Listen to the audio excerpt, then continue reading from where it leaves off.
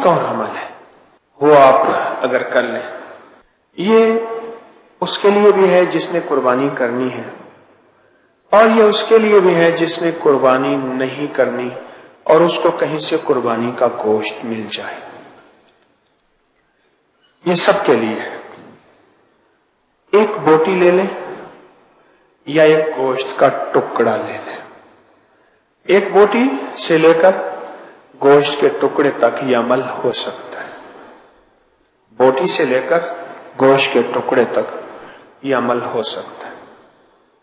یہ ہمارے اکابر نے اپنی کتابوں میں لکھا ہے۔ اس کے بڑے فائدے ہیں اور اس کے بہت نتائج ہیں، لیکن شرط یہ ہے، ذرا غور سے سنیے گا، یہ صرف قربانی کے گوشت کے لیے عمل ہے۔ یہ قربانی کے گوشت کے لیے عمل ہے، اور کسی عمل کے لیے نہیں، اور کسی گوشت کے لیے نہیں ہے۔ اور یہ قربانی کا گوشت 3 دن ہوتا ہے۔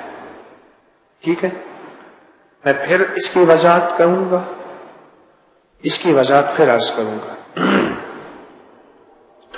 کہ آپ نے خود قربانی کی ہے یا آپ کو قربانی کا گوشت ملا ہے۔ اللہ اکبر، اس کی ترکیب ذرا غور سے سنیے گا۔ اب کرنا کیا ہے، اس گوشت کو سامنے رکھ کے صرف 313 دفعہ پڑھنا ہے، یا شہید ہو، بس۔ بڑا زبردست عمل ہے۔ اب اس کے فائدے سنیں۔ اس کو کھانا نہیں ہے، خود نہیں کھانا، اس کے چھوٹے چھوٹے ٹکڑے کر کے جانوروں کو ڈال دیں۔ اگر مچھلیاں ہوں تو سب سے بہتر، تالاب، دریا، نہر، یقین ہے اگر مچھلیاں ہوں، ورنہ چیل، کوے، کتے، بلیاں، جانور اللہ کی مخلوق، ان کو ڈال دیں، ان کو ڈال دیں۔ اس دوران ایک واقعہ یاد آیا۔ ایک جگہ میں صحرا میں گیا تو صحرا والوں نے بکری ذبح کی، اور بکری جب ذبح کی تو انہوں نے سری پائے پھینک دیے۔ کون جلائے، کیا کرے؟ میں نے ان سے کہا کہ سری پائے جو ہے وہ آپ نے کیوں پھینک دی؟ ان میں ایک بابا تھا، مجھے آج بھی یاد ہے، نمبردار، اللہ وسایا اس کا نام تھا، داڑھی کو، مونچھوں کو وہ مہندی لگاتا تھا، بابا فوت ہو گیا۔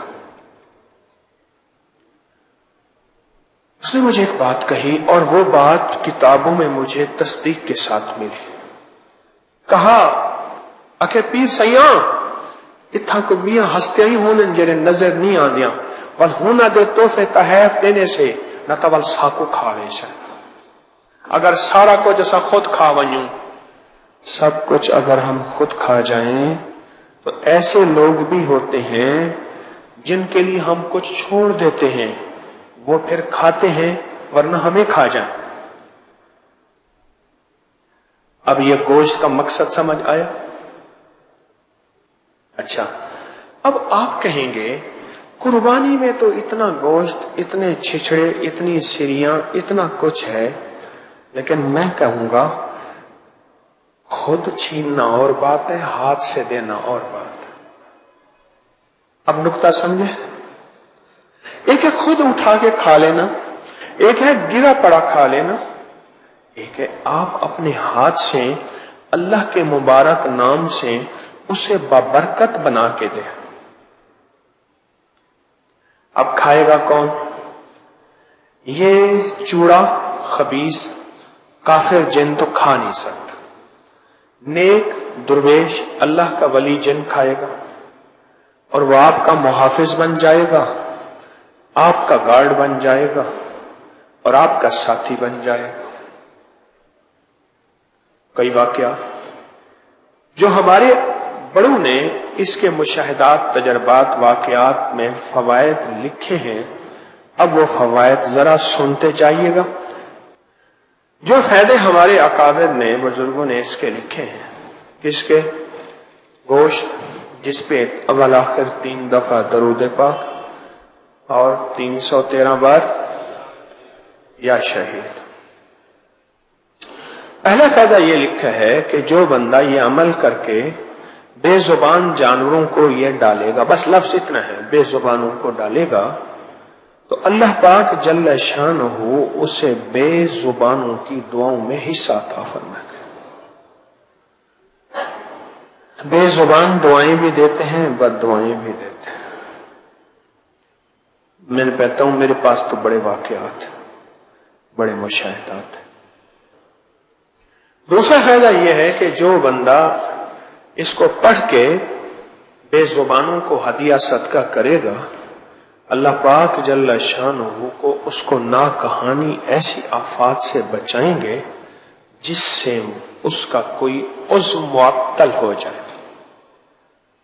عضو معطل سے مراد بہرا ہو جائے، کان، آنکھ سے اندھا ہو جائے، یا لولا لنگڑا، یا ٹانگ کٹ جائے، ہاتھ کٹ جائے، آنکھ نکل جائے، یا زبان کینسر کی وجہ سے کسی وجہ سے کٹ جائے، یا بازو یا انگلی، یعنی اللہ پاک اس کے جسے پرانے بابے کہتے تھے اللہ نور بازو سلامت رکھنا، نور بازو، نور سے مراد آنکھیں اور بازو سے مراد ہاتھ پاؤں جسم اعضاء۔ جو یہ عمل کرے گا اللہ اس کے نور بازو سلامت رکھے۔ کتنا بڑا فائدہ ہے، اور یہ سال کے بعد یہ بابرکت عمل آنے والا ہے، سال کے بعد یہ بابرکت عمل آنے والا ہے، اور اس برکت والے عمل کی تاثیر کمال ہے اور بہت زیادہ ہے۔ اب تیسرا فائدہ سنیے، جو شخص اس عمل کو کسی عضو کی نیت کر کے کرے گا اس کا وہ عضو ٹھیک ہو جائے گا۔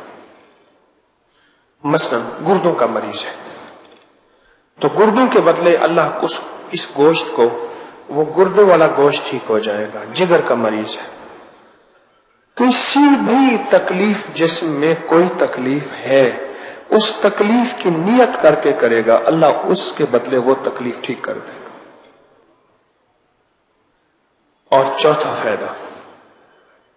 فائدہ اگر عورت بے اولادی کی نیت کر کے کرے گی، یا ماں کرے اور بیٹی اور بیٹوں کی اولاد کی نیت کر کے کرے کہ مولا ابھی یہ جوان نہیں ہوئے یا جوان ہو گئے ہیں، شادیوں کے قابل ہیں یا شادیاں ہو گئی ہیں، تو ان کی نسلوں کو بے اولادی کے داغ سے بچانا، اللہ ان کو اولاد اور ان کی نسلوں کو اولاد سے انشاءاللہ نوازے گا۔